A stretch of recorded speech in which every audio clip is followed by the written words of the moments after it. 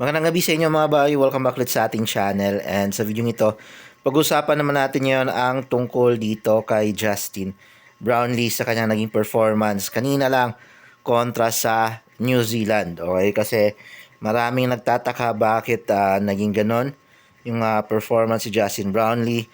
Parang wala siyang nagawa. Ano ba nangyari sa kanya dahil ba sa epekto ng kanyang katandaan. Ayan. So maraming haka-haka, bakit ganun? Injured ba si Justin Brownlee? Nag-iingat ba? Nag-iba yung laruan niya. Yan.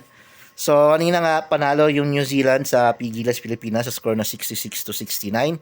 Very close fight yan mga bay, no? And isa sa sana sa mga may chance sana tayong manalo, sabihin na natin kung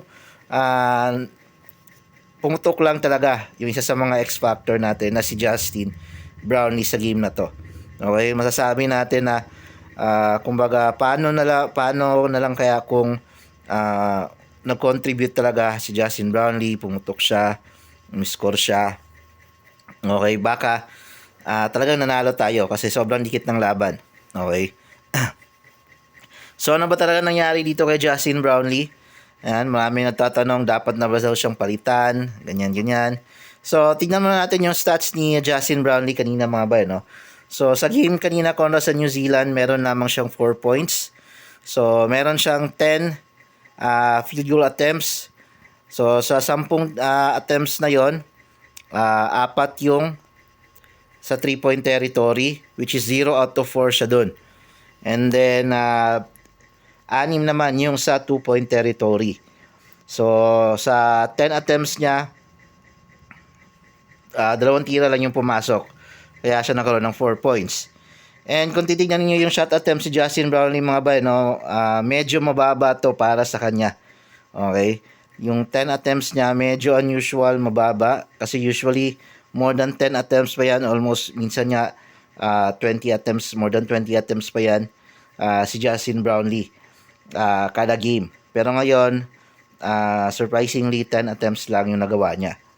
And, kung titignan niyo yung free throw percentage niya, 0 out of 0 siya sa free throw. So, ibig sabihin, never siyang napunta sa free throw line.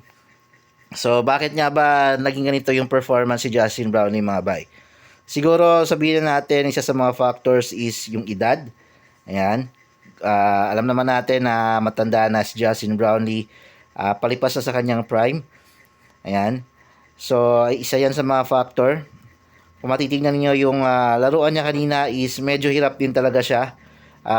In fairness naman kay Justin Brownlee, nag-try talaga siya maging aggressive, gumawa ng sarili niyang puntos, pero yun nga, hindi na katulad ng dati yung sabihin na natin galawan ng isang Justin Brownlee. Okay?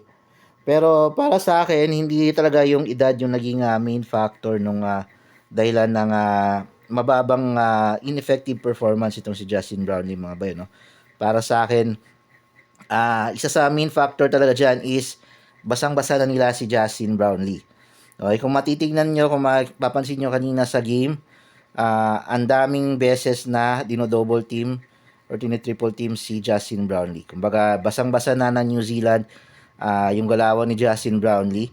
Isa din yan sa mga factors kung bakit 10 attempts lang yung ginawa ni Justin Brownlee kasi every time na nakakahawak siya ng bola, sobrang higpit ng depensa sa kanya. And hirap na hirap si Justin Brownlee and wala siyang magawa. Kundi pumasa ng pumasa sa mga locals natin. Okay? Kumbaga basang-basa na siya. Hindi siya, hirap na siyang gumawa ng sarili niyang puntos dahil sa depensa. Hindi na siya katulad dati na nung first, nung nanalo tayo kontra sa New Zealand, ano? Talagang pumutok si Justin Brownlee, nag-contribute siya ng malaki. Pero dito talagang pinag-aralan nila, pinagandaan nila si Justin Brownlee. Yan. And isa pa, in fairness din talaga dito kay Justin Brownlee, nag-try talaga siya, naging aggressive siya. Yun nga, lagi siya din sa mga dahilan na nasabi ko is yung tawagan. So, medyo hindi pumabor sa gilas. May mga times na hindi rin pumabor kay Justin Brownlee, walang tawag yung mga salaksak niya. Kung mapapansin nyo, kaya siya nagkaroon ng 0 out of 0. Wala siyang 0 attempt siya sa free throw territory kasi obvious na may mga fouls sa replay pero hindi tinatawagan, lalo na yung mga salaksak ni Justin Brownlee na tinatamaan yung kamay, binabangga siya, yung mga nakakos ng turnover, yun, yung mga salaksak ni Justin Brownlee talagang hindi natatawagan. So sabihin natin medyo may pagka-bias din. Okay, ang daming mga questionable calls against Gilas and kay Justin Brownlee sa game na to. Okay? So marami nagsasabi dapat tabang palitan si Justin Brownlee.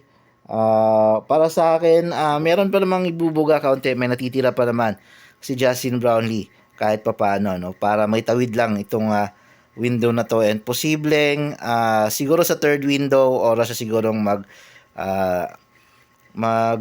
hanap ng options, ano, yung Gilas na makalaro si Benny Boatwright and palitan si Justin Brownlee. Ayan. So, medyo tumatanda na din and basang-basa na din siya. Hindi lang naman ng New Zealand. Siguro halos lahat ng team sa tagal ba naman ni Justin Brownlee na naglalaro sa Gilas. Halos basang-basa na yan ng ibang mga teams. Kung saan tayo pupunta, kung sino yung main guy natin, heavy scorer natin.